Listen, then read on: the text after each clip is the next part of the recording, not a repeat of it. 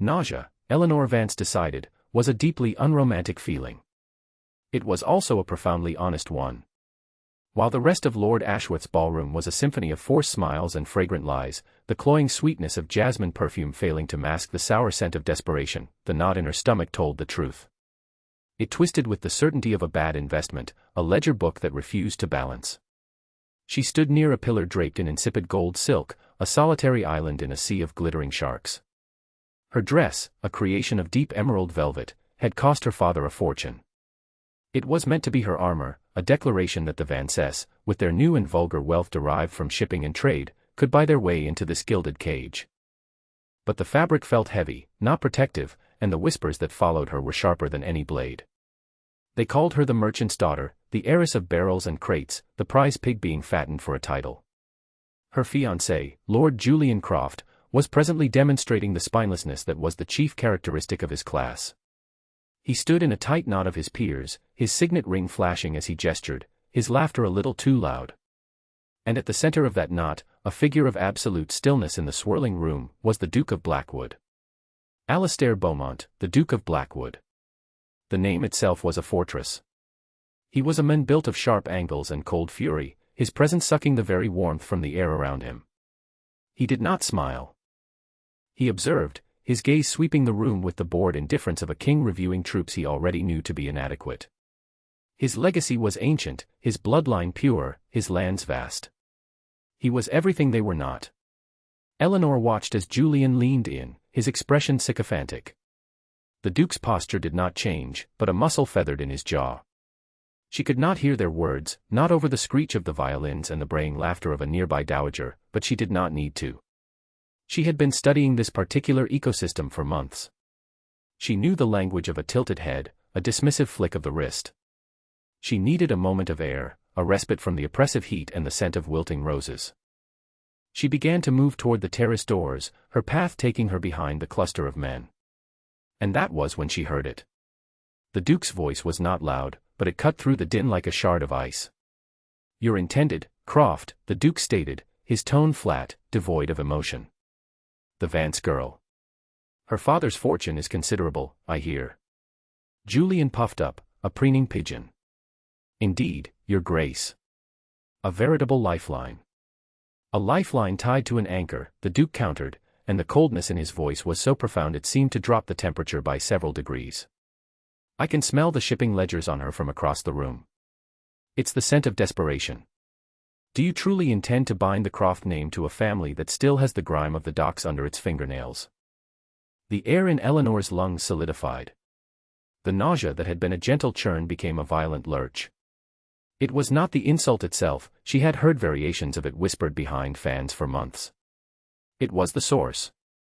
The Duke of Blackwood, the pinnacle of this rotting, beautiful world, was confirming her deepest fear. She was not just an outsider, she was a contamination. Julian's reply was a weak, wet sound. "The dowry, it's a necessity." "Necessity is the plea of the bankrupt and the weak," the Duke said, his voice dropping lower, laced with a lethal contempt. "Take the money. Settle your debts. But do not sully your line with the ink of a merchant's contract. A man of your standing can afford the woman. He cannot afford the wife. Find a way out of it. Once her father's gold is in your accounts, I am certain a case of incompatibility will present itself." The men around them chuckled, a low, conspiratorial rumble. It was the sound of her future being dismantled, her worth calculated and dismissed in a single breath. The foundation of her life, a structure she had believed was built on at least the sand of mutual benefit, was revealed to be nothing but air. Julian, her Julian, was nodding. Agreeing. A silence fell in her mind, vast and empty. The violins vanished. The chatter ceased. There was only the thudding of her own heart, a slow, heavy drumbeat of war. The pain was a physical thing, a sharp splinter of glass sliding into her heart. But beneath the pain, something else was crystallizing. Not sorrow. Not the hot shame of tears. It was rage. A rage so cold and so pure it felt like a religious awakening. It clarified everything. These people were not gods.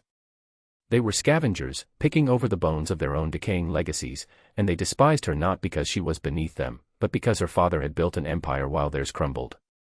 She took a single, deep breath. The air still smelled of jasmine and lies, but now she could detect a new note beneath it, the metallic tang of opportunity. She did not retreat. She did not flee to the powder room to weep. Instead, she straightened her spine, lifted her chin, and continued on her path, which now led her directly past the Duke. As she drew level with him, she paused. The knot of men fell silent, sensing a shift in the current. Julian's face went pale, his eyes wide with panic. The Duke turned his head slowly, his gaze, a startling, wintry gray, falling upon her. He had expected to see a wilting flower. He found himself looking at a drawn sword. Eleanor met his gaze without flinching. She held it for 1, 2, 3 heartbeats. Then, with a grace that was entirely her own and utterly mocking, she sank into the deepest, most elaborate curtsy of the evening. It was a parody of deference, a gesture of submission so exaggerated it became an act of defiance. She rose slowly, her emerald dress whispering against the polished floor. Her eyes had not left his. "Your Grace," she said, her voice perfectly level, a calm lake over a chasm of ice. "A pleasure." Then, without a backward glance at Julian's horrified face, she turned and walked away. She did not hurry. Her exit was a controlled, deliberate retreat. She was not fleeing the battle. She was going to find a better weapon. The following weeks were a masterclass in controlled implosion. As the Duke of Blackwood had so astutely predicted, Lord Julian Croft discovered a sudden and insurmountable incompatibility. The engagement was broken by a bloodless letter, delivered by a footman. The official reason was a delicate fiction about differing temperaments. The truth was scrawled across the ledgers of Julian's bank account, which was now flush with the first installment of her dowry, a payment made upon the signing of the betrothal contract. He had, in essence, been paid to discard her. The humiliation was a foul, clinging miasma. Her mother took to her bed with lavender-scented cloths and pronouncements of social ruin. Her father, a man who measured the world in profit and loss, saw the affair as a catastrophic write-down.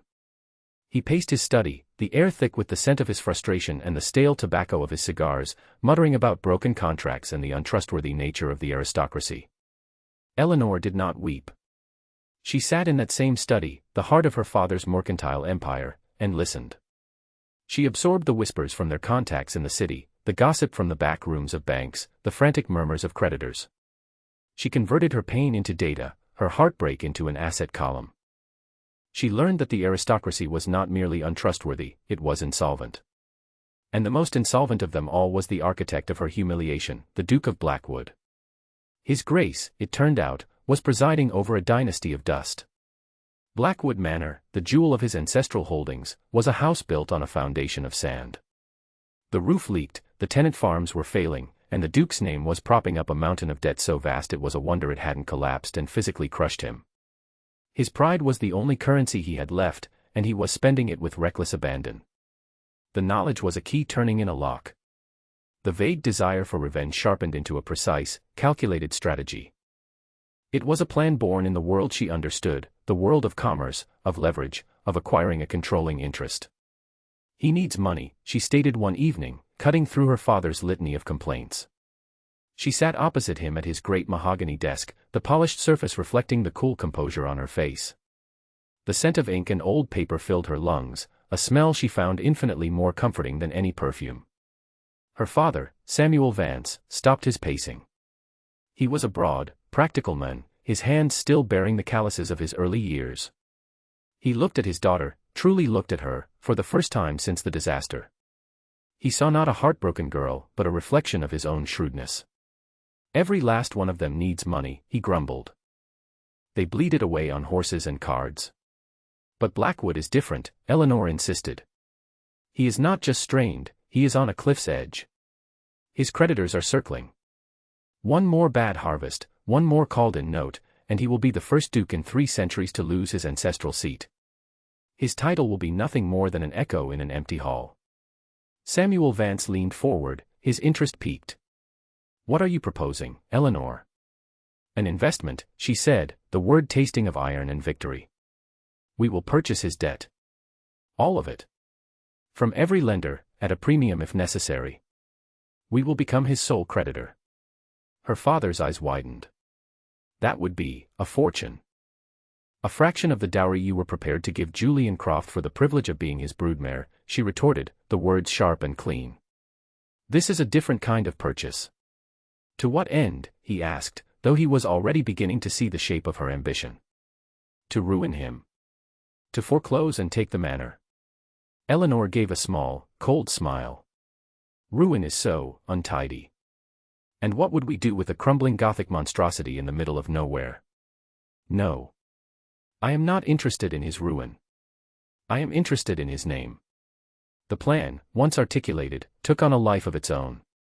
It was executed with the swift, brutal efficiency of a corporate takeover. Within a month, agents acting for Samuel Vance had quietly consolidated the Duke of Blackwood's myriad debts. The man who prided himself on his impenetrable fortress of a name now owed everything he had, and everything he was, to a single, anonymous entity. To her. The day came to present the terms. Eleanor chose her attire with the care of a general preparing for a treaty negotiation. She wore a dress of severe, dark gray wool, the kind a governess might wear. It was a deliberate negation of the finery he had scorned. Her hair was pulled back in a tight, unadorned chignon. She was not a debutante seeking a husband. She was a creditor calling in a note. She did not request an audience at his London residence. She arrived, unannounced, at the gates of Blackwood Manor itself. The house was even more decrepit up close. It sagged under the weight of its own history, stone grimacing with moss and neglect. The air smelled of damp earth and decay. She was made to wait in a cavernous, cold hall. A threadbare tapestry depicting a long-dead Beaumont slaughtering a boar hung opposite her, its colors faded to shades of brown and gray. A grandfather clock in the corner ticked with agonizing slowness, marking the passage of time in a house that time was trying to forget. Finally, a footman, his livery frayed at the cuffs, led her to the Duke's study. Alastair Beaumont stood by a tall, grimy window, staring out at the blighted gardens. He did not turn when she entered. The room was lined with empty bookshelves, their contents long ago sold. A fire smoldered weakly in the hearth, giving off more smoke than heat, filling the room with the acrid scent of soot. "You have a great deal of nerve, madam," he said to the windowpane, his voice a low growl. "Coming here." "I believe my position affords me a certain degree of nerve, your grace," Eleanor replied, her voice steady. She walked to the center of the room and placed a heavy leather portfolio on the surface of his desk. The sound was a dull thud, an executioner's block. He turned then, and his face was a mask of controlled fury. The wintry gray eyes were glacial. He looked at her plain dress, at her composed face, and a flicker of something, confusion, perhaps, crossed his features before being suppressed. "You are the one?" he asked, the words clipped. "The anonymous consortium from the city." "There is no consortium," Eleanor stated simply. "There is only me. And my father's bank." The revelation landed like a physical blow. She watched him absorb it, watched the rigid control of his posture falter for a fraction of a second. The woman he had dismissed as a piece of merchandise, a vulgar contamination, now held the deed to his entire existence. The irony was so thick she could have choked on it. "What do you want?" he bit out, his hands clenching into fists at his sides. "To see me beg. To foreclose and have me thrown into the street.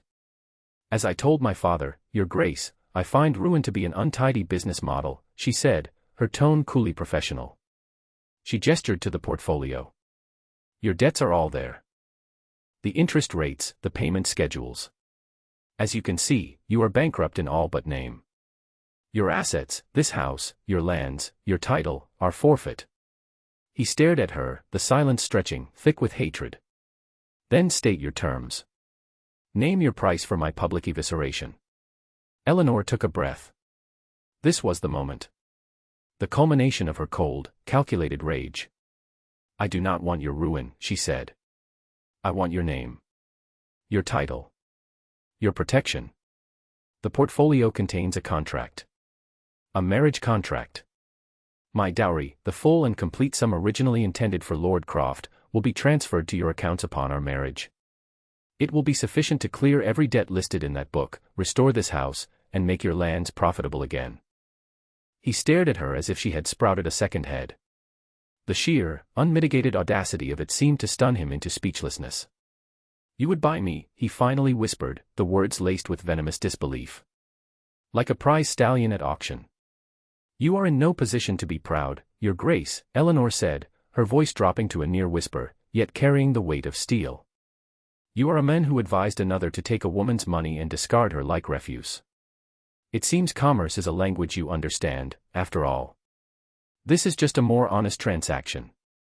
She paused, letting the truth of their situation settle in the cold, dusty air between them. I will be the Duchess of Blackwood. In return, you will not be the last Duke of Blackwood. Those are my terms. You have until tomorrow noon to sign. After that, the offer is withdrawn, and the foreclosure proceedings begin. Without waiting for a reply, she turned and walked out of the study, leaving him alone with the evidence of his ruin and the brutal, elegant simplicity of her revenge. The heavy oak door thudded shut behind her, the sound echoing through the decaying hall like the closing of a tomb. Or the door to a new cage. The marriage was a thing of chilling expediency. It took place not in a grand cathedral but in the damp, musty chapel of Blackwood Manor, with only a rheumy-eyed vicar and Eleanor's grim-faced father as witnesses. Alastair stood beside her, a statue carved from ice, his responses clipped and barely audible. He did not look at her. When he placed the thin gold band on her finger, his touch was cold, impersonal, the brief contact of a stranger handing over a coin. The metal felt like a manacle. She was now the Duchess of Blackwood. The title felt like a costume she had not yet learned to wear. The day after the ceremony, a river of gold flowed from the Vance accounts into the parched lands of the Blackwood estate. Creditors were paid, notes were settled, and the wolves were, for a time, driven back from the door. But the victory felt hollow. Eleanor had won the war, but now she was tasked with occupying a conquered territory that was hostile, decaying, and embodied by the man who was now her husband. Their shared space was a battlefield of silence. They were forced into a proximity that was both constant and distant. They took their meals together in a dining hall vast enough to host a regiment, the table stretching between them like a barren no man's land. The scrape of a fork on a plate was an explosion in the quiet. The air, thick with the scent of damp wool and old stone, was charged with unspoken resentment. Alastair was a ghost in his own home. He would disappear for hours, sometimes entire days, riding out over his lands. When he was present, he was a thundercloud of a man, his presence oppressive. He spoke to her only when civility demanded it, his words formal and clipped. Madam Duchess, he never used her name. It was another way of reminding her that she was a function, a transaction, not a person. Eleanor, in turn, built her own fortress. She did not seek his company or his approval. She had not purchased a husband for conversation. She had purchased a shield. Now, she would see to the business of repairing it. She requested the estate ledgers. The steward, a portly, condescending man named Finch who had served the Beaumonts for 30 years, presented them with a sneer.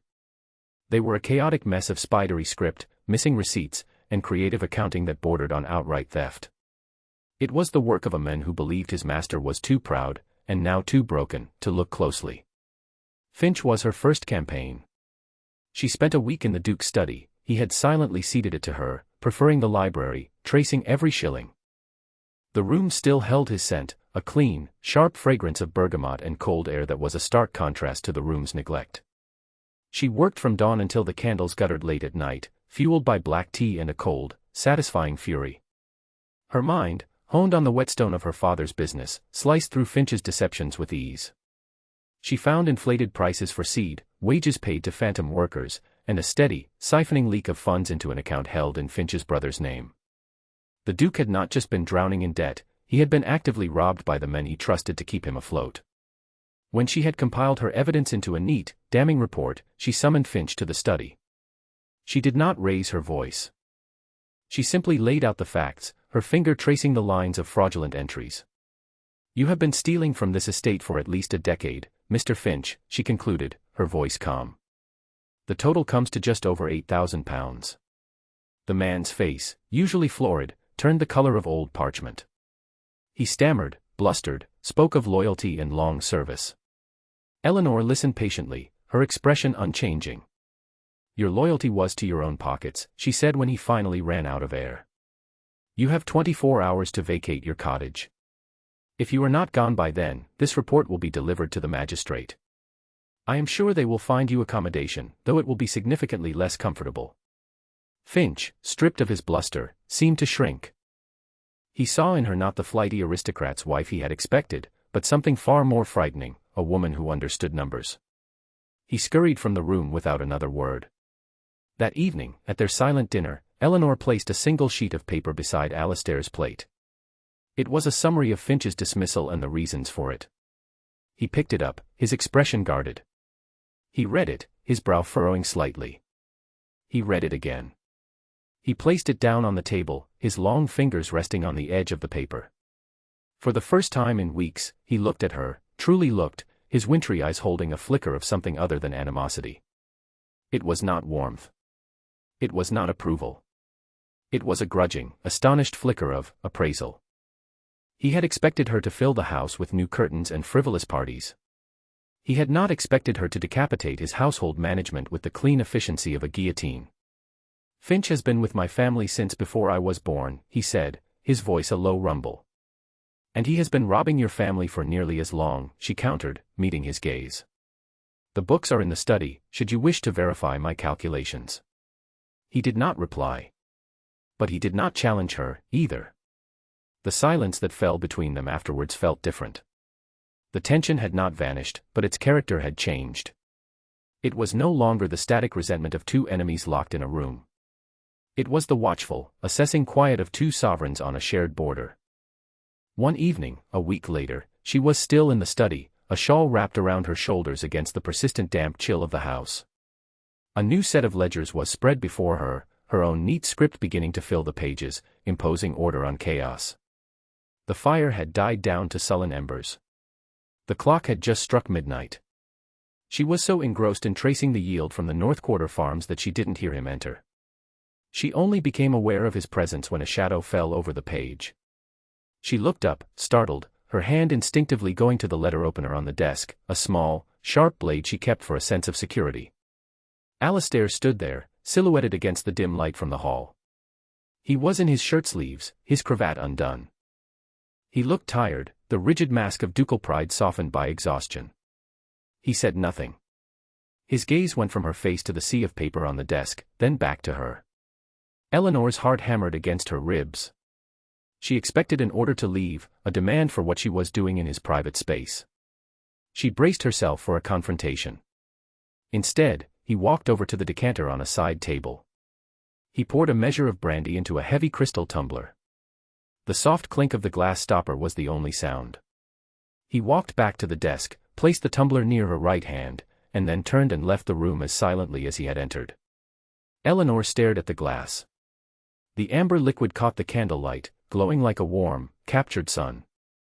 The scent of it, rich and complex, mingled with the smell of ink and paper. It was not an apology. It was not a peace offering.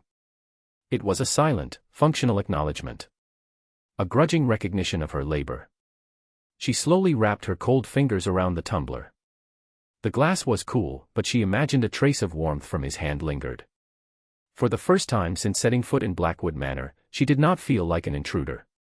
She felt like a strategist in her command tent, planning the next stage of the campaign, and her commanding general had just delivered a ration of fuel for the night's work. It was, in its own way, more intimate than a kiss. The initial victory over the ledgers was like clearing the surface of a murky pond, it only revealed how deep the rot went. Alistair's financial situation was not a simple case of mismanagement and theft. It was a tangled knot of political animosity, inherited vendettas, and the crushing weight of a legacy that demanded a level of expenditure he could not possibly sustain. He began to speak to her of it, not in confessions, but in bitter, offhand remarks dropped like stones into the silence of their evenings. He would mention a neighbor, Lord Hemlock, diverting a stream that fed their north pastures. He would curse the name of a moneylender in London who was also a political rival in the House of Lords, a man who had intentionally offered ruinous terms. He was a general describing a war fought on multiple fronts, and he was losing on all of them. He never asked for her opinion. He was simply thinking aloud, the pressure inside his fortress finally becoming so great that it was cracking the stone walls. Eleanor listened. She did not offer sympathy, he would have scorned it. Pity was a currency he would never accept. Instead, she listened as she would to a business partner outlining a series of market challenges. She absorbed the information, filed it away, and began to see the connections he, blinded by pride and proximity, could not. One night, he returned late from a trip to a nearby market town. He slumped into a chair opposite her in the small parlor she had claimed as her own, a room she was slowly coaxing back to life with beeswax polish and fresh flowers. The scent of wet earth and damp wool clung to him. He looked utterly defeated. "The grain prices have collapsed," he said, his voice flat. He ran a hand through his damp hair. "Barnes, the factor in town, is offering a pittance. He knows we have no choice but to sell. Hemlock has been whispering to the other landowners, coordinating to drive the price down specifically for Blackwood grain. They mean to starve us out." He looked not at her, but into the fire she had insisted on having lit, its crackle and pop a small defiance against the house's gloom. For the first time, she saw past the Duke. She saw him uncornered, a proud animal caught in a trap not entirely of his own making. The weight of 300 years of Beaumont's was on his shoulders, and he was buckling. "This is not just about money, is it?" she asked quietly. He gave a short, harsh laugh. "It never is. My father made an enemy of Hemlock's father in Parliament 20 years ago. Barnes holds a grudge because my grandfather refused to sell him a parcel of land. This is a siege, Duchess. A slow, grinding siege. And they are celebrating on the walls." Eleanor set aside her embroidery. Her mind was already working, connecting points, seeing pathways. The world of aristocratic feuds was alien to her, but the mechanics of supply, demand, and leverage were a native language. "You are trying to sell your grain in a market that is hostile to you," she stated. It was not a question. "The only market we have," he countered, his voice heavy with resignation. "No," she said, and the word was so firm it made him look up, startled. "It is the most convenient market. It is not the only one. My father does not ship his goods to the nearest port, Your Grace. He ships them to the port that pays the highest price." She stood and went to the desk in the corner, pulling out a map of the county she had been studying. She spread it on the table between them.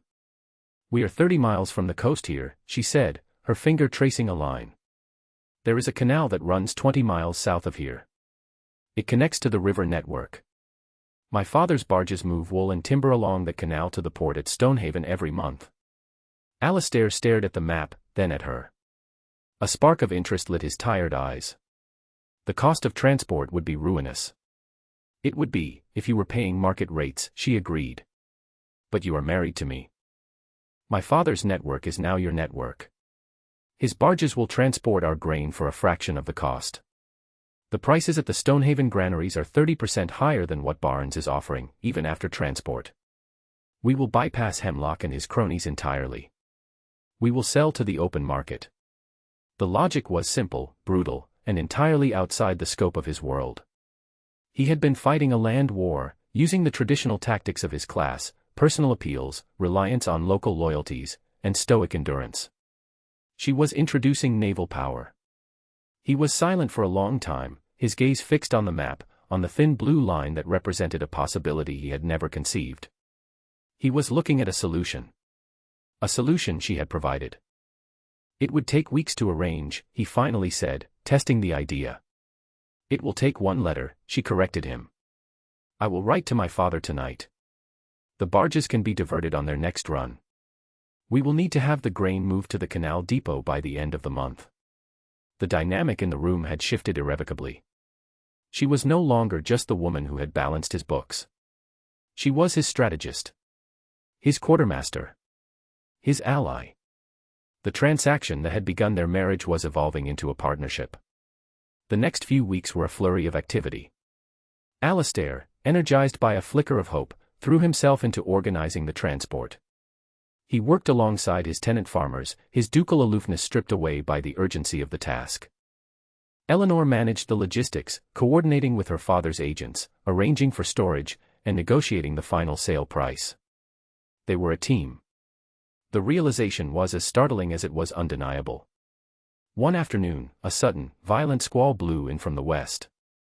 Eleanor had ridden out to the canal depot to confirm the final arrangements.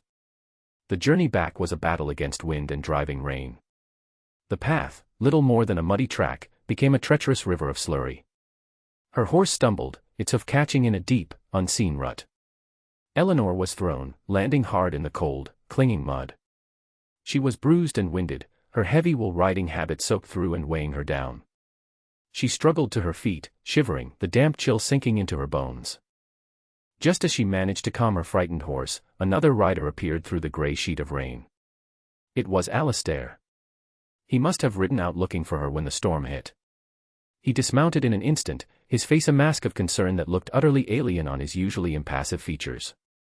"Are you hurt?" he asked, his voice sharp with an emotion she couldn't quite name. It sounded like fear. "Only my pride," she managed, trying to brush the mud from her skirt, a hopeless task. She was shivering uncontrollably now, the cold seeping deeper. He didn't say another word. He came to her, and before she could protest, he had shrugged off his own heavy wool greatcoat and wrapped it around her shoulders. The coat was heavy, carrying the warmth of his body and his familiar scent of bergamot and rain. The sudden heat was a shock, a profound comfort that went far beyond the physical. He then turned to inspect her horse's leg. His hands, which she had only ever known to be clenched in anger or held in stiff formality, were surprisingly gentle as he ran them down the animal's cannon bone, checking for injury. When he was satisfied the horse was sound, he turned back to her. He was now in his shirt sleeves, the fine linen already soaked through, clinging to the hard lines of his shoulders and chest. Rain plastered his dark hair to his forehead. "We need to get you back to the house," he said, his tone leaving no room for argument. He cupped a hand to offer her a step up onto her horse. As she placed her muddy boot into his palm, her gaze met his. In his eyes, she saw not the proud, imperious Duke, but a man. A man who had ridden into a storm for her. A man whose coat was now warming her. He then placed a hand on the small of her back to steady her as she settled into the saddle. The touch was brief, functional, entirely proper. But through the layers of her sodden dress and his heavy coat, it felt like a brand. It was a gesture of pure, unthinking protection. An act of physical intimacy so unexpected it left her breathless. He mounted his own horse, and they rode back to the manor in silence, the only sound the squelch of hooves in mud and the drumming of the rain. But the silence was no longer empty. It was filled with the weight of his coat on her shoulders, and the lingering, phantom sensation of his hand on her back. The successful sale of the Blackwood grain at the Stonehaven port was a quiet revolution. It did not solve all their problems overnight, but it was a significant victory, a turning of the tide. The money it brought in was a lifeline, but more than that, it was proof that their combined strengths, his authority and her strategy, were a formidable force. The whispers of their impending ruin in the county began to falter, replaced by grudging murmurs of surprise. With this newfound stability came a new and terrifying challenge, a formal invitation to the Duchess of Abernathy's annual London ball. It was the pinnacle of the social season, an arena where reputations were made and mercilessly destroyed. To refuse would be a public admission of weakness, a sign that the Duke of Blackwood and his merchant duchess were still in hiding.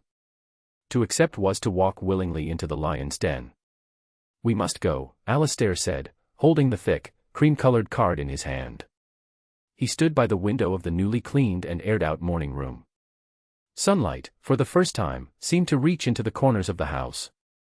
Eleanor looked up from the estate plans she was reviewing. The thought of returning to that world, the world of whispers and scorn, sent a familiar cold dread through her. But she saw the resolve in his face. This was not just about a party. It was about reclaiming his place, and by extension, hers. "I will need a new gown," she said, her voice betraying none of her apprehension. It was a simple statement of fact, but it hung in the air between them, heavy with unspoken meaning. The last time she had attended such an event, her dress had been her father's attempt to buy her acceptance. This time, it would be a statement of power, funded by the profits of their joint enterprise. The atmosphere at the Abernathy ball was electric with malice. As they entered the ballroom, a hush fell, followed by a ripple of intense, avid whispering. Every eye was on them. On him, the proud Duke, brought low and forced to marry for money. And on her, the source of that money, the commoner who had bought herself a title. Eleanor felt the familiar nausea return, the phantom sensation of her first public humiliation. But this time was different. Alistair's hand was resting firmly on the small of her back. His touch was not the light, pro forma gesture of a husband guiding his wife. It was solid. Grounding. A silent declaration of unity. His presence was a shield, and she straightened her spine, lifting her chin, her gown of deep, defiant sapphire shimmering under the chandeliers like captured starlight. They were a fortress, and the siege was about to begin. The first volleys were subtle. A dowager who looked past her as if she were a piece of furniture. A young lord who bowed to Alistair but offered Eleanor only a cursory, insolent nod. She weathered them with the icy composure she had perfected, her expression pleasant, her eyes distant. The main assault came, as she had suspected it might, from the direction of her past. She saw them across the room, her former fiancé, Julian Croft, looking weak and uncomfortable, and on his arm, his new intended, Lady Annabel Finch, a woman known for her vapid beauty and a cruelty as sharp and petty as a needle. Annabel was the sister of the disgraced steward Eleanor had dismissed. The connection was not lost on her. Lady Annabel saw them and smiled, a predatory gleam in her eyes. She steered Julian directly into their path. "Your Grace," Annabel cooed, her voice carrying in a calculated way, drawing the attention of those nearby. She curtsied to Alistair, a flawless, mocking dip. She then turned to Eleanor, her gaze sweeping over her from head to toe in a slow, insulting appraisal. "And the Duchess," she said, letting the title hang in the air as if it were a cheap garment that didn't quite fit. "How clever of you to come. One might have thought you'd be more comfortable at home, counting your shillings." A wave of titters spread through the onlookers. Julian had the grace to look ashamed, his gaze fixed on his polished shoes. Eleanor felt a hot flush of anger but forced it down, preparing her own cold, cutting retort. But she never got the chance to deliver it. Before she could even open her mouth, Alistair moved. He stepped slightly forward, positioning himself squarely between Eleanor and her attacker. The shift was subtle, but it was an unmistakable act of defense. His hand, which had been resting on her back, now held her arm, a firm, protective grip. He looked down at Lady Annabel, and the bored indifference was gone from his face. In its place was a lethal calm, a cold fury that was more terrifying than any shouting rage. The air around them seemed to crackle and freeze. "Lady Annabel," he began, his voice quiet, yet it sliced through the surrounding chatter, commanding absolute silence. The entire section of the ballroom fell still, all eyes and ears fixed on the unfolding drama. "My wife is indeed very clever with shillings," he continued, his tone dangerously smooth. "So clever, in fact, that her management of the Blackwood shillings has, in 3 short months, undone the damage caused by a decade of mismanagement and theft by your family's relations." A collective gasp went through the crowd. Annabel's face went white. Julian looked as if he might faint. It was a direct, brutal hit, delivered with surgical precision. But he was not finished. "You speak of comfort," Alistair went on, his wintry gaze never leaving Annabel's face. "Let me tell you of comfort. Comfort is knowing your house is run by a woman of unparalleled intelligence and integrity. Comfort is knowing your legacy is secured not by the brittle vanity of a title, but by the bedrock of true character." He paused, letting the words sink in, letting the humiliation of his target become a public spectacle. "This woman," he said, and for the first time in public, he turned his head to look directly at Eleanor, his expression filled with a fierce, profound respect that stunned her into silence. "This woman has more worth, more honor, and more grace in her little finger than you and your entire simpering, whispering flock possess in your collective, empty souls." He then turned his gaze back to the horrified assembly. "The Duchess of Blackwood is the savior of my house. She is the keeper of my honor. And she is my wife. Anyone who speaks to her with less than the utmost respect will find that they have not just insulted her. They will have made an enemy of me. And I assure you, it is an enmity you cannot afford." He looked pointedly at Julian Croft. "Isn't that right, Lord Croft? We all know the cost of underestimating my wife's value." Julian flinched as if struck. The final, devastating blow had landed. The silence that followed was absolute. Lady Annabel, her face a mask of ruined pride, looked as though she had been turned to stone. She had come to humiliate the merchant's daughter and had instead been publicly, comprehensively, and irrevocably destroyed. Her social ruin was complete. Alistair held the silence for a moment longer, a king surveying a battlefield he had just conquered. Then, without another word, he turned. His hand still firmly on Eleanor's arm, he guided her away from the wreckage, leaving a tableau of stunned faces and shattered reputations in their wake. The whispers that followed them this time were not of scorn, but of awe, and of fear. The Duke and his Duchess were not a weakness to be exploited. They were a power to be respected. As they walked toward the grand staircase, Eleanor's heart was hammering not with anxiety, but with a triumphant, soaring emotion she could not name. He had not just defended her. He had vindicated her. He had taken the very things they scorned her for, her mind, her competence, her merchant's blood, and declared them to be the source of her, and his, salvation. In the center of that glittering, hostile ballroom, in front of everyone who mattered, he had chosen her. The carriage ride back to their London residence was a study in charged silence. The clatter of hooves on cobblestones and the rumble of the wheels were the only sounds. Eleanor sat opposite Alistair, the sapphire of her dress a deep pool of color in the gloom. The emotional exhaustion of the evening pressed down on her, heavier than any velvet gown. But beneath it, a current of triumphant energy still thrummed. She watched him in the flickering gaslight from the street. The mask of cold fury he had worn at the ball had been replaced by a quiet, contemplative stillness. He was no longer the imperious aristocrat or the burdened duke. He was simply Alistair, a man who had just waged and won a war on her behalf. The silence between them was not the tense, hostile quiet of their early days at Blackwood Manor. This was the shared, breathless quiet of allies after a battle, a silence filled with unspoken truths. When they arrived, the house was dark and still. A single lamp had been left burning in the entrance hall. They ascended the grand staircase side by side, their steps echoing in the vast space. The tension that had been a low hum in the carriage began to build, tightening with every step, until it was a palpable force by the time they reached the landing outside her bedchamber. He stopped at her door, as was their custom. He would offer a formal, clipped, "Good night, Duchess," and retreat to his own chambers at the opposite end of the hall. It was the carefully maintained distance of their arrangement. But tonight, he did not speak. He simply stood there, his gaze holding hers. The air was thick with everything that had been said at the ball, and everything that had not. Eleanor's hand was on the cool brass of the doorknob. Her throat felt tight. "Thank you," she whispered, the words feeling utterly inadequate. "For what you did." "I did nothing but speak the truth," he replied, his voice a low murmur. He took a half-step closer, and the space between them shrank from a formal distance to an intimate one. "A truth it took me far too long to see." She was wearing a heavy, ornate diamond necklace, a piece from the Beaumont vaults that he had insisted she wear tonight. It was magnificent, but it was also cold and weighty, a beautiful cage for her throat. All evening, it had felt like a symbol of her public role, the price of being the Duchess. His gaze dropped to the necklace. Without a word, he reached up. His fingers, warm and surprisingly gentle, brushed against the cool skin of her nape as he sought the clasp. The unexpected touch sent a shiver through her entire body. It was not a functional touch like the one in the rain, or a protective one like the one at the ball.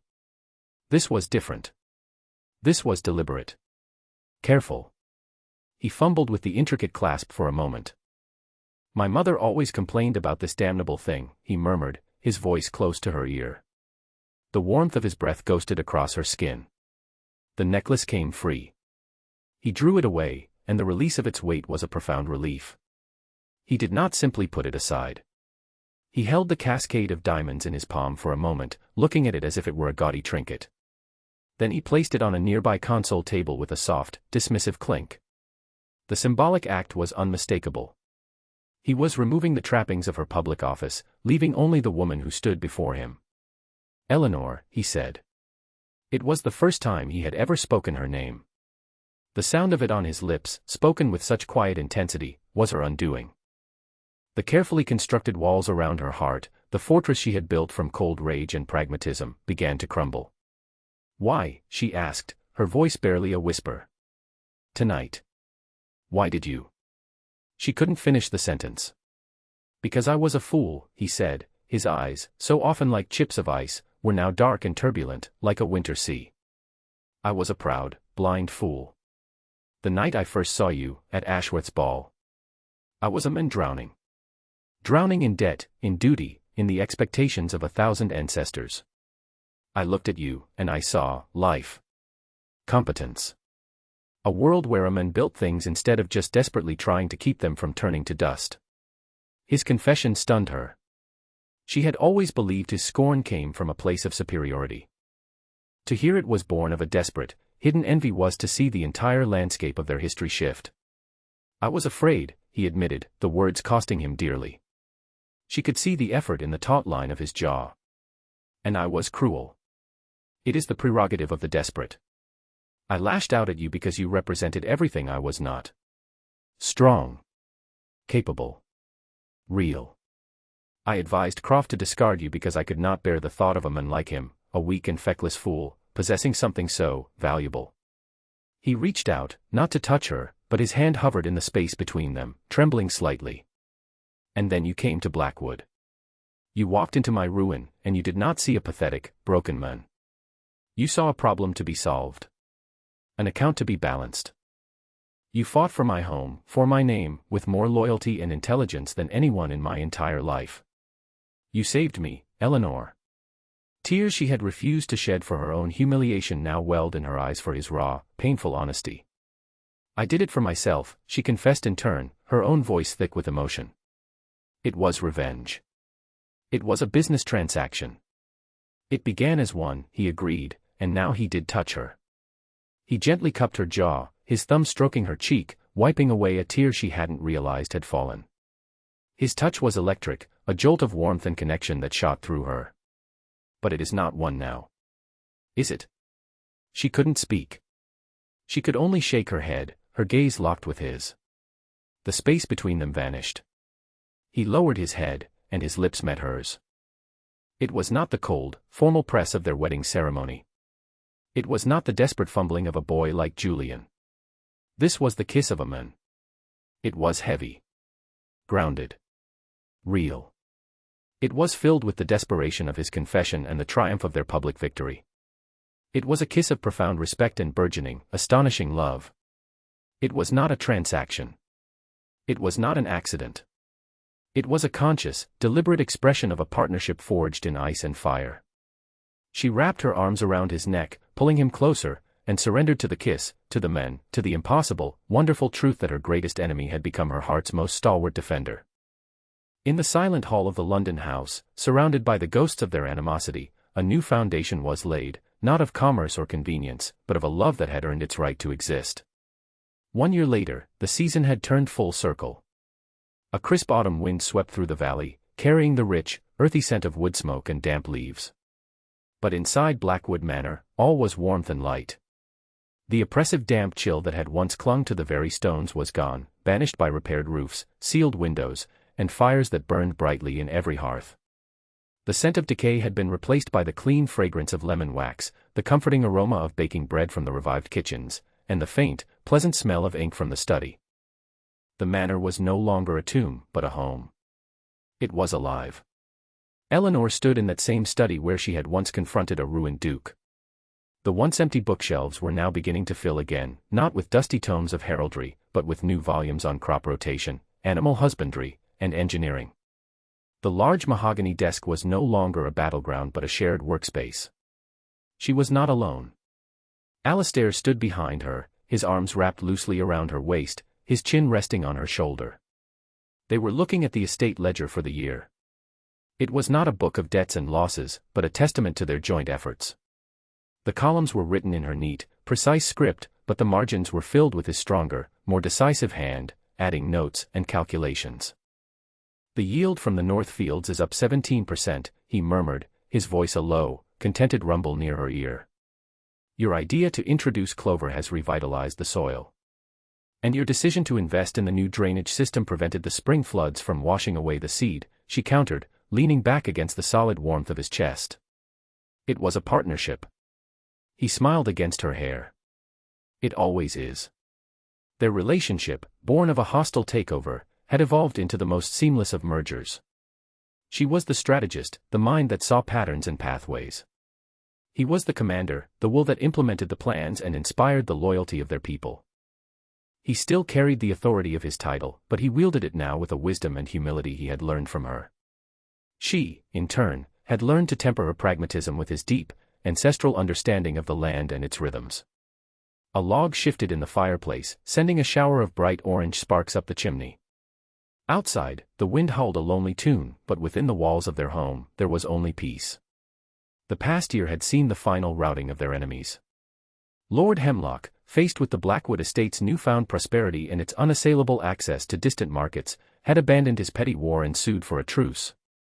Lady Annabel Finch had married a gout-ridden old baronet and retired to a life of bitter obscurity in the country. Julian Croft had gambled away the last of Eleanor's dowry payment and was rumored to have fled to the continent to escape his creditors. Their downfall was a quiet postscript to the story of the Blackwood's rise. Alistair tightened his arms around her, turning her to face him. He looked at her, his wintry grey eyes now the color of a warm hearth, filled with an affection so deep it still sometimes took her breath away. The proud, cold Duke was gone, replaced by this man, her husband, her partner, her friend. "Do you ever miss it?" he asked quietly. "The city? The world you left behind?" Eleanor thought of the glittering ballrooms, the scent of jasmine and lies, the constant, gnawing anxiety of being an outsider. She thought of the woman she had been, a woman armed with a cold, brittle rage. "I left nothing behind that was worth keeping," she said, her voice soft but certain.